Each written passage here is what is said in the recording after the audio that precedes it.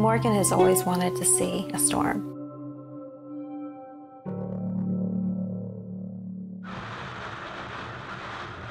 She kind of said, can we just drive out and see what the water levels are doing? It wasn't really bad when we left. We started to see a few signs of some tree branches down, and the consensus was we would just go ahead and head towards home. It was like a sudden stop when the tree hit the van. It was kind of like a dream. What was piercing through me is the words, Morganne's not breathing. And all I could see was her knees covered with her hair sprawled over, and her hands, both of her arms, just hanging lifelessly at the side.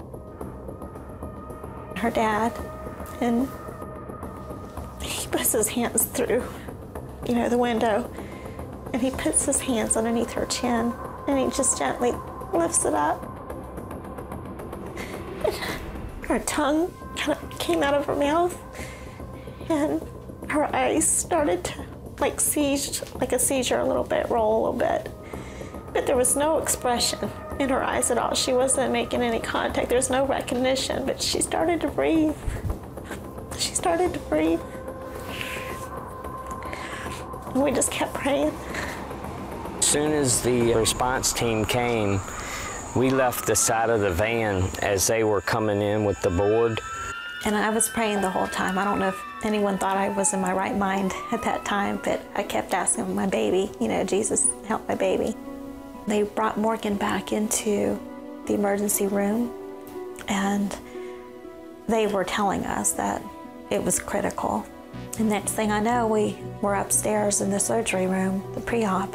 They were very candid, and they told us that the chance of her surviving is not good, and is she a donor?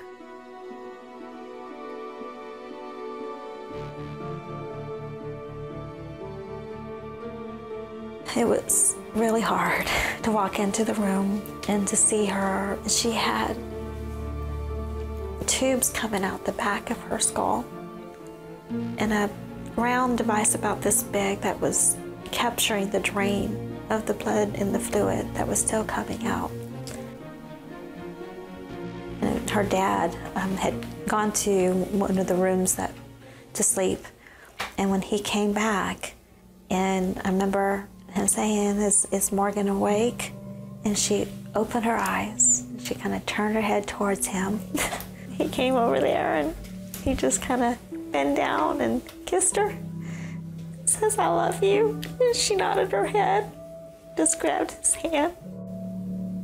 After the accident, I remember being in the hospital room. I remember asking what day it was. They told me it was Tuesday. I thought it was all a dream, and they're like, no, it really happened.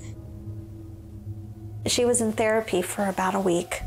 She had to be able to walk completely unattended.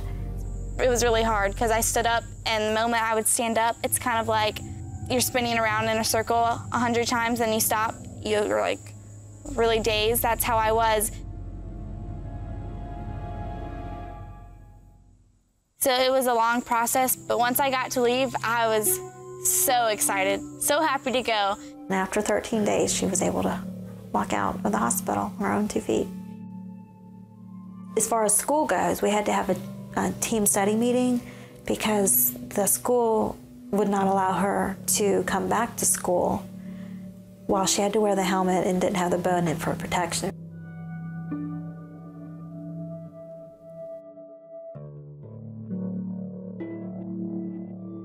My swelling, it looked like I had a bone in there. Like the swelling was so big, it was over my head. It was bigger than the right side. We had reached out to our community of friends who prayed and asked for that swelling to go down, and the next morning it had completely gone down.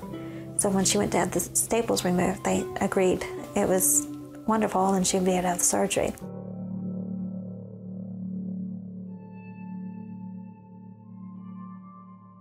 Just happy that I'm getting to go and I'm putting the bone back in my head. I don't have to wear this silly helmet anymore.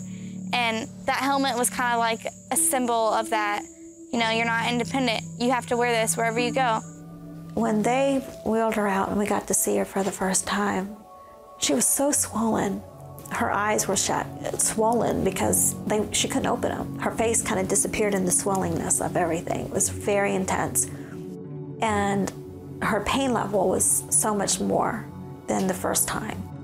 When I got home, I had physical therapy, and that was intense. I got really angry. But I was like, where's my memory? Why can't I understand this? She had a lot of makeup work. What would normally have taken me just a quick 15 minutes took me over 3 hours. She just worked her way through it, and she got it all turned back in and caught up within a few months.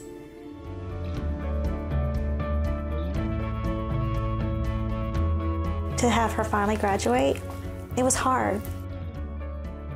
But to realize that she was going to get to graduate with her class, with her friends that she grew up with. I think everyone teared up when she walked across that stage. Very proud of her and very thankful to God.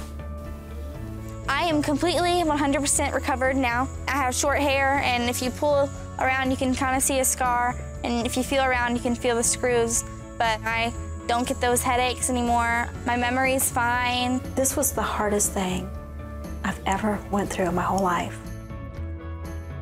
was seeing her like that. But yet, faith is not what you see.